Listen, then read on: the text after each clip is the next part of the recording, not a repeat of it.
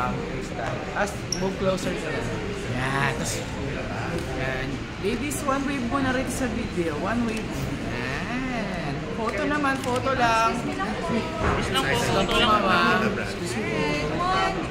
Sorry, dito lang. Hilig ka ba sa pelikula? Or K-drama? Sobra. I mean, anong favorite ko manood ng mga horror movies. horror Horror talaga. So, anong Filipino ba? Foreign? Both. Korean? Basta horror yan, tsatsagayin natin panoorin kahit mag-isa tayo. Kahit mag-isa? I cannot. Ako naman I cannot. I really love the thrill na mag-aantay ka na magugulat ka. Next time, we go on a date and then horror, but at least when I'm with you, I'm okay. Favorite? May celebrity crush ka? Celebrity crush? Sure, a lot.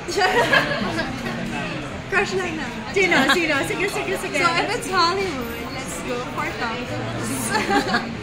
Medyo And then, mature. Pero pag Pinoy, either Paolo Abilino or Ian Veneracion.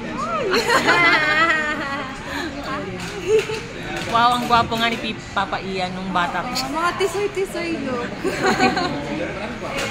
Paolo. From Baguio. He's from Baguio. You've seen him there? From any part of Cordillera at I'm not sure if Baguio. Okay. So, alam niya na. Alam niya yun. Pinapanood mo ba shows niya ngayon? What's wrong with? Secretary Kim. Grabe. I think he could fit into any genre or any types of film. Pwede pasok siya sa comedy, yung action, horror. Galing kasi siya actually. So you hope to personally meet him since he's also from the same area? Looking forward to that. You're one of us, sabi niya. No po, Ilocano Pangasinense talaga ako. Puro Pinay. Sabi ko. If I really tried to ask yung father ko before, baka meron naman. Sabi ko, wala talaga anak, sabi niya. Yeah, you can pass like Middle Eastern, coming from Middle Eastern or Latin America, right? Your face it is, but see, pure Filipino. Pure Filipino. Ilocano Pangasinense po. I can understand and speak both po. Hindi lang fluent, pero mas nakaka-understand. Most of the time, I can Pangasinan kapag mga free times namin as a family. Yung family, mother side. Tama sabi ko. Tama sabi ko. So you're really close. You're very close din at families. So, parang they are also my friends na din. Parang mas close ako sa kanila. I can open up a lot of things. So yung mga kapatid mo, hindi mo masyadong kamukha? Facial features? Kamukha ako po. Okay. Yes. May babae rin? Yes po. Ang sumunod sa akin, my brother is 19 years old. And then yung sister ko is 16 years old. And then yung height then towering. So yung height ng brother ko is almost 6 feet. And then yung sister ko, which is 16 years old, she's the same height as mine. So sabi ko, baka tatakad pa to. Sabi ko, Ikaw ba ang maliit? ako pa maliit sa aming tatlo. Would you encourage her to be a beauty queen also? She's looking forward to join pageant soon. Nice. Another sister in the family. Yes. Valencia Dynasty. Even yung sa mother ko, my mother and her siblings are really into pageantry before. So, pageant din sila sa ibang barangay. So, maybe baka nasa, Blood. nasa blood. So your mom was like a local beauty queen? Yes po. She's tried Miss Pangasinan, Miss La Union, yata. Even yung sister niya po, so yung pangatlong sister. So she's the one who encouraged you, your mom, to be a beauty queen? Yes, pero most likely, it's also my father. So, sabi ko, it may sound ironic kasi minsan yung tatay kasi pumapangalawa yan sa support system kapag sa tatay. Pero siya ang nangunguna, yung father ko. So, he always talks to my handler no mga 2020.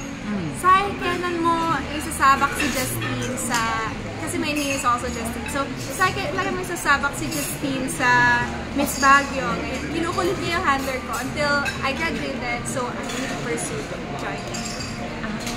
So your father is the one. Pwede picture ko kayo. And what would you recommend in Baguio? Well, it's for Baguio. I highly recommend you try yung pinikpikan namin. So, pinikpikan is a delicacy of the Cordilleras, which is similar to tinola. It's only, the only difference with it is the process of it. So, it's a smoked chicken na native, and what's good with this is meron din kaming hinahalong itag. And yung itag kasi, this really makes your soup creamier and tastier. So, try nyo rin if you go to Baguio or any parts of Cordillera. So that's your favorite food also? Favorite ko siya, and it's my comfort food kasi laging niluluto ng father ko for me. Yeah, I cook, and favorite ko talaga mag-cook for my family. So, there are may mga instances then na even first time ko ma-try yung food, kaya ko siyang i-recreate. So, ayun. Just with tasting it. Just with tasting. Oh my God. So, maybe it's a skill na nakuha ko sa mother ko. Kasi magaling din sila magluto. Mga Pangasinense. Hindi ka po siguro nag-budget, nag-chef ka po.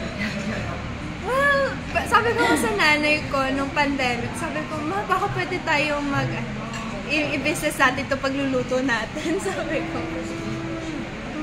So even my mother, it's her skill then. Once she tasted the food once, she can recreate it. Wow. Instant elevate. Wait, Tara, you said you know how to cook pinikpika. Yes, po.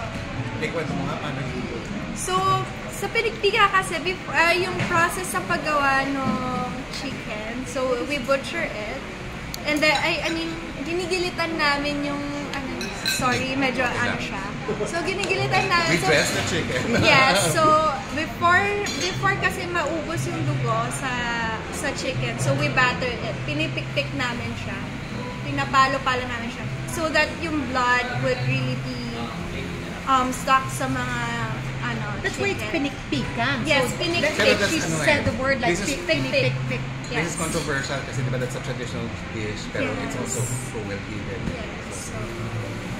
So, ayun. Culturally, that's how it's done. Yes, yun yung process why the chicken really makes it very tender. Tasty. And then, yes. But And then still, I after, want to try. it's also, and then after, similar na din siya sa pagluto ng tinola. Yung chicken lang ang nagpapaiba sa kanya, and also yung itag. Itag natin. Yes.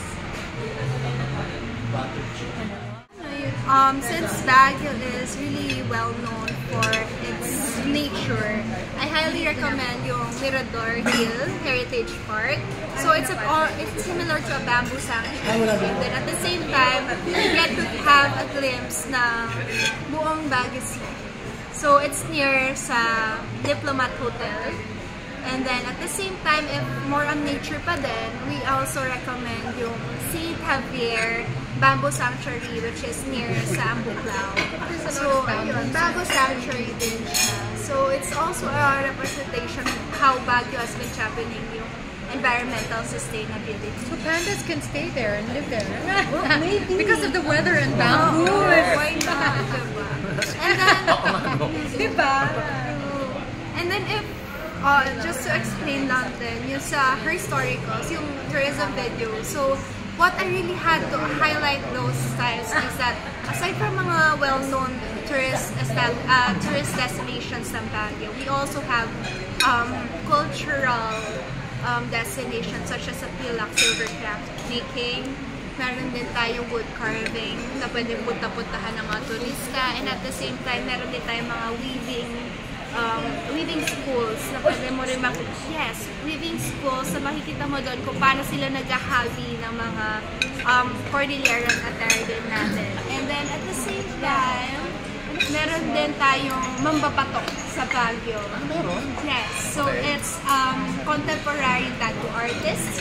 sa Baguio. So what we have with these types of destination is it really highlights why Baguio is called the UNESCO Creative City for Jazz and Philippines. And then what's great, I really recommend every Sunday na akyatin ang Baguio. Kasi every Sunday we close the Baguio Session Road where there are a lot of buskers.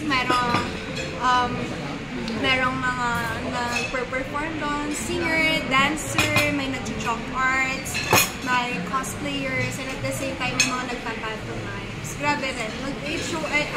It encourages a lot of Baguio people to really highlight and showcase their own talent and skills.